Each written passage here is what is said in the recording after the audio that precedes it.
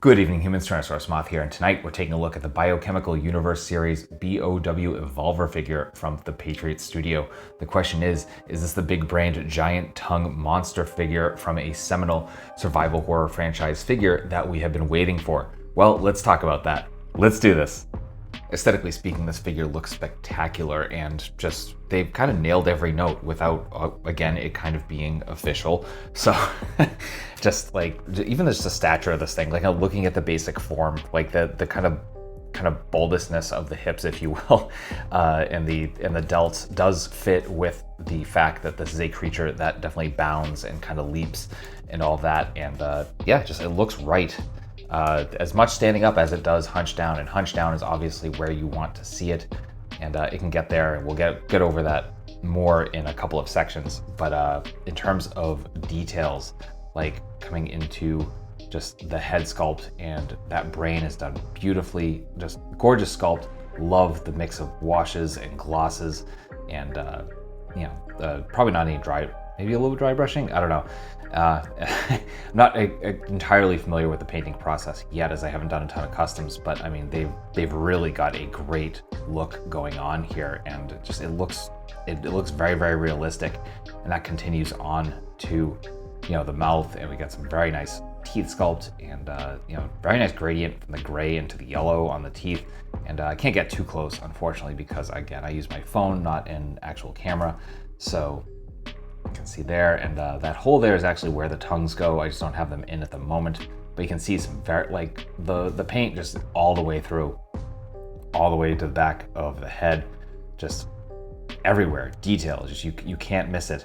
Even the gloss that goes on the body, here on the kind of chest, it looks a little more bare bones. You can tell that it's just paint. There's no real sculpt there with the white markings here for the sinew. But everything else here, just lots and lots of detail, sometimes too much with the area we're looking at right now. But we got some nice, the bone like color that they have going on here, that off-white is just perfect.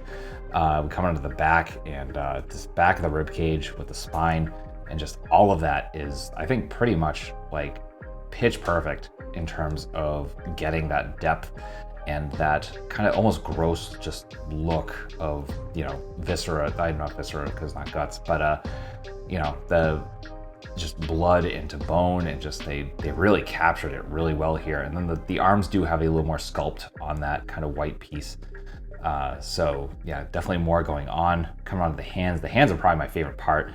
I think the way they did those very, very deep reds that kind of come out into the kind of white bone texture, or bone tone of the color, just really, really well done. That looks just very, very nice.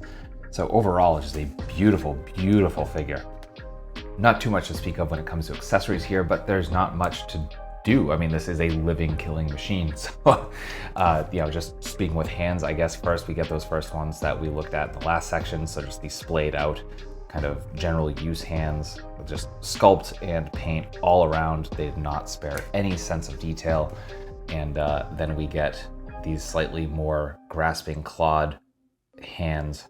And again, same amount of love and attention to detail. That gloss just absolutely bringing everything out beautifully. So just, yeah, really well done all around. Just so much going on here. And then we get two different tongue pieces. So there is a default tongue piece.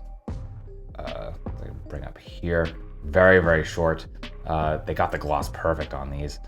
And as you can see, that kind of like barbed look at the end of it, and a little bit of a dark dry brush under the gloss, just kind of really brings it to life.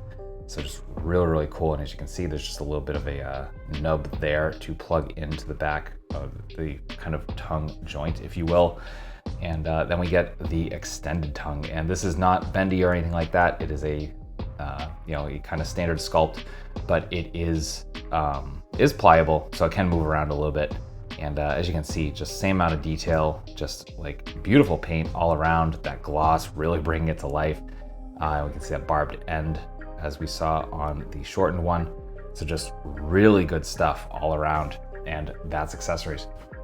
Articulation here is phenomenal, as it should be, and even though I cannot get it into a freestanding kick, there's still just so much to love here. So let's get right into it. So right here at the head, we do have kind of a ball hinge ball sort of situation. So as you can see, there's the ball joint. And so there's a point here that swivels. There is our hinge here, which isn't showing at the moment, though it should be, because we can, so you might be able to see that better on camera once I edit this as opposed to me through the lens. But, so we can get pretty much fully up as we should be able to. We can get all the way down as well. So perfectly beautiful. Obviously tons of rotation. You can see the neck is moving as well. So we got a ball joint there at the base of the neck, just perfect. The jaw is on a hinge, so we're coming all the way open. We can close mostly, not completely though. So I don't know if that's gonna be an issue for anyone, but definitely works. And as you can see, there's the port for the tongues. The tongues basically just rotate. So we come to the shoulders and the delts, and we are on a hinge and swivel. So we can come out to pretty much a perfect T. We have bicep swivel. We have single jointed elbows that are, bring us to there. We get some swivel there as well. As you can see, we have the kind of, swivel, hinge swivel here at the wrist as well. So you can pretty much get anywhere you want to go, and you have full range of motion in that plane as well. So beautiful. Coming to the back, the scapula actually move very, very well. These are on ball joints. So as you can see, they can kind of hinge. They do come out a little bit. So those are nice. They do pop out pretty easily. So be aware of that.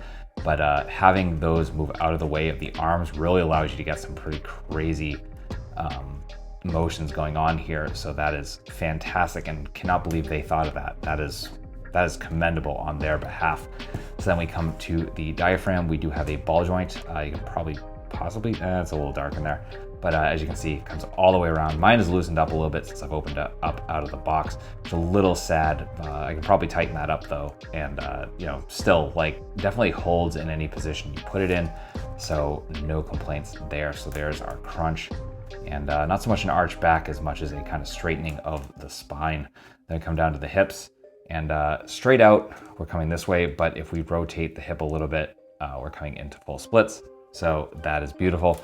And then we do get some rotation there at the thigh as well. As you can see, we are double jointed at our knees, coming all the way to there.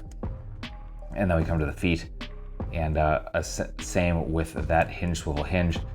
So not crazy point, but definitely very, very nice. We get some very, very beautiful forward, as we should. They're gonna need that for those crouchy positions, and more of a swivel than a rocker, unfortunately. And that's probably my only gripe with this, is I wish it would swivel a little bit more it would, kind of give us more rocker than swivel.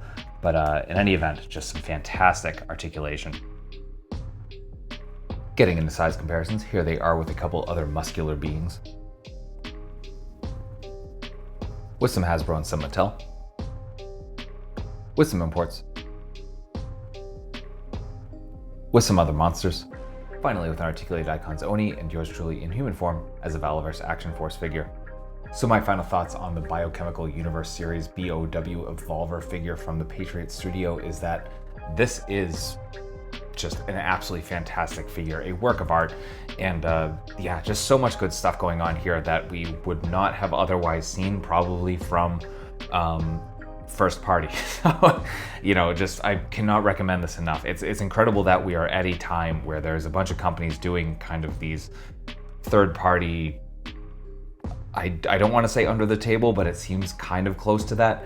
And we're getting these releases of characters and monsters and whatever that we probably wouldn't have gotten otherwise. And yeah, I cannot recommend this one enough if you're a fan of Resident Evil, of just monsters in general. Totally pick this up. It's super fun. The feel of the plastic is pretty much perfect. This is a dream of a figure, and I have a feeling this is going to end up on a lot of top figures of the year lists come the end of 2023. So I will leave a link in the description below. The only place I can find it domestically here in the US is 5K Toys, but they have been absolutely fantastic and I cannot recommend them enough. So I will have a link to that in the description below if you are so interested. So I hope you found this review informative and somewhat entertaining. If you did, please consider liking, commenting, subscribing, sharing, etc. Other ways to help in the bottom of the description as well. And with that, I hope to see you back again, because I do multiple reviews a week of action figures related to tokusatsu, dinosaurs, monsters, pro wrestling, and more. So come on back, let's talk some more toys, let's have some more fun. And yeah, hope to see you back. So I hope you're well. I hope that all of your toy dreams come true. And most importantly, I hope that you and yours stay weird, simians.